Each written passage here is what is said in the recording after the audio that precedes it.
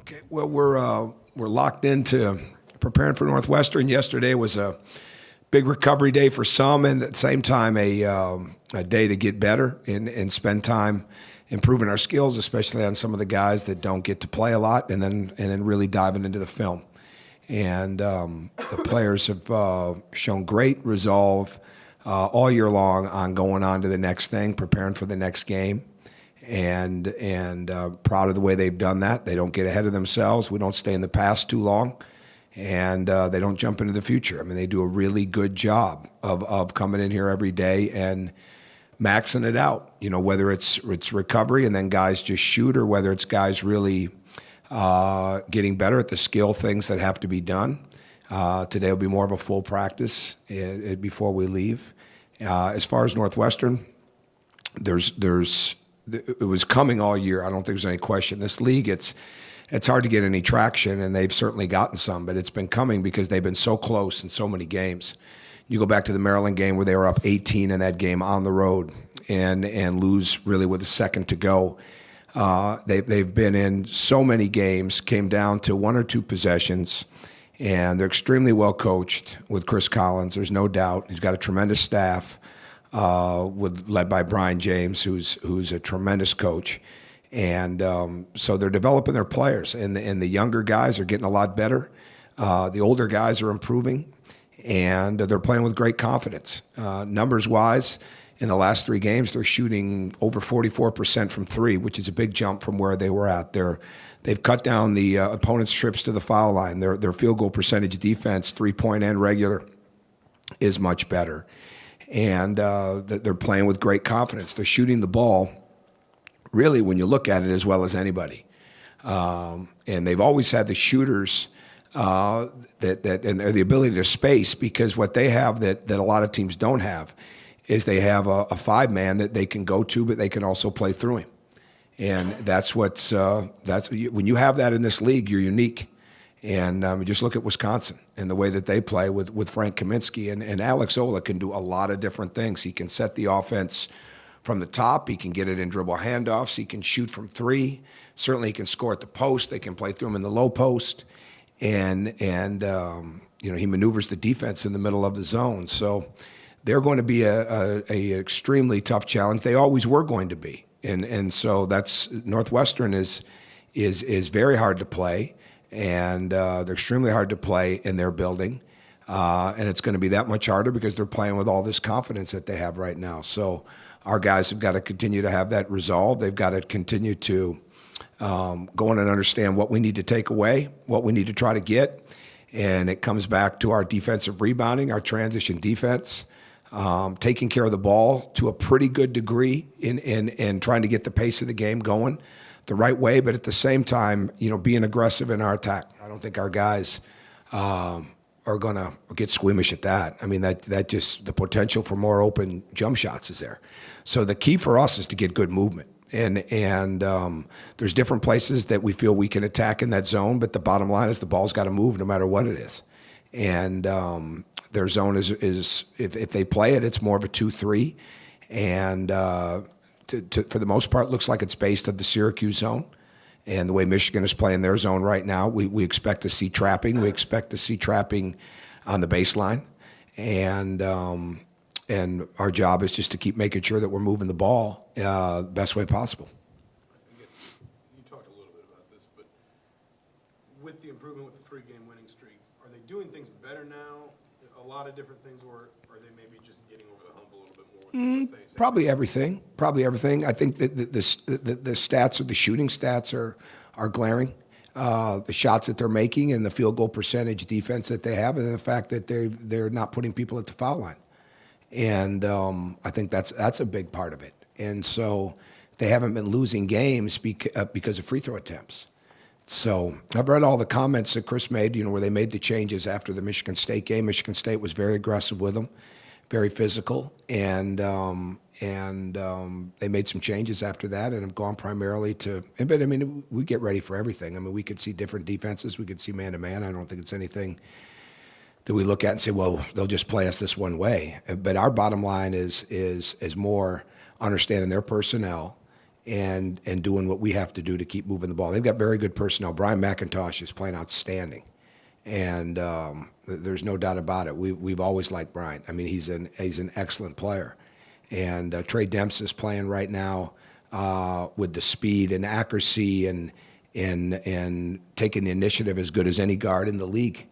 And we've already talked about Alex Ola. Vic Law's coming off his best game. So Gavin Skelly has been a force for them. And now Taphorn is healthy, and he's shooting the ball at a very high rate. So they can put literally 5 shooters on the floor at times, really no less than 4. And I think that's what gives them such an advantage right now, too.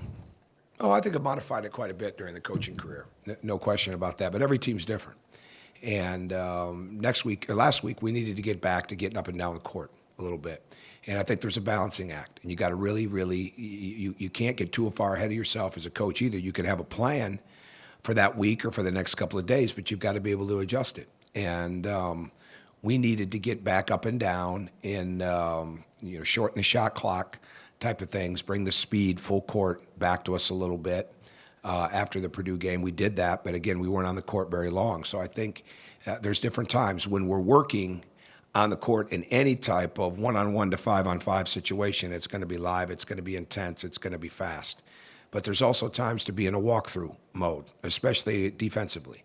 And so that's a part of it too. But anything else that we do, shooting, we're never just out there to shoot. There's a speed element, there's a time and score element to it. There's the type of shots that you're getting, and again, we never say this all the time, but I think it's true. And I think this is the other part of coaching that I've continued to grow in is we're never going to get away from the skill development inside of the practices. When I was at Marquette and even early on here, we would do more of the skill development inside of individual instruction workouts. Well, make sure that we never get away from that in practice and even on game day. That's another modification that we've made this year. We spend time inside of that walkthrough and of really putting the cones out, driving through the pads, the driving moves, the shooting, the reading the cuts, the back cuts. I mean, all those type of things, so that everybody's working on the left hand. This guy dunk everything, this guy don't dunk anything, just continue, mixing it up every day to keep challenging them to improve in areas. So I think we have a good handle on that every day, what they need to improve upon. Now, can we make substantial improvement on that in practice? You hope so, but you hope you really see it over a period of time. And I think we have. Go ahead, Ken. I saw Ken. I'm sorry. Go ahead. Touching on Pete, after this game, you don't want to look forward past it, but then you have 6 days off. Is this a good time for you guys to have a little break after you get through? Well, yes and no. I mean, it is what it is. I've never looked at the schedule and viewed it that way. We'll make sure that we get better, no matter what it is. And we're not at a point where I say, wow, we need some rest. Because we have tapered practices back so much over a period of time. And probably really looking at the numbers of live work from Friday, Saturday, Sunday morning with the walkthrough, we probably went over 3 days, probably about 3 hours and 10 minutes. Maybe I probably adjusted it by 10. I said 3 the other day. It was probably another 10 minutes. Now, film sessions, walkthroughs, that's different, because you're getting a lot out of that too. But everything matters, and we don't have them over here just to have them here, to cover a time allotment. I mean, everything matters for them, and they spend so much time on their own shooting the ball. And I gave guys, outside of some conditioning yesterday, very, very minimal conditioning, just to kind of get the body moving right and get the blood flowing right. Most of them all came back out to shoot. I mean, it's just what they do. So that's a good thing inside of it. So we just really monitor every day to get ready for what the next day should bring us. And I don't think that'll change with a 6-day no game break. I was going to say, can you expand a little bit on Brian McIntosh and why he's been able to make such a quick transition? Well, he's always been good. I don't think there's any question. He's really been a very good player, and he's extremely skilled. He's got a great patience and poise to his game. Shoots the ball extremely well. Plays with his head up, and is not fouling. I mean, so he's really not getting beat on defense, and takes big shots, makes big passes, and really appears to me to not predetermine what he's going to do. He just lets the game come to him, and I think that's a really good trait. I mean, he's an excellent player, and we got 2 young freshmen that are pretty good too, in the sense of James and Robert. When you look at guards, but Brian is a very good guard in this league and is going to be for a long time. Time for one more question. You mentioned last night that you guys are so much better when James gets 5 or more rebounds. What's kind of different in his game when he is getting those rebounds as opposed to when I think it's just the awareness of getting there constantly. Just the defensive boards, and especially the offensive boards, because with a 3-guard lineup, and we really don't send Robert to the glass, we get him back. It's really imperative that James does get there. So I think just when that awareness and he's really moving without the ball, and that shot goes up, and he's aggressive and on it. Okay?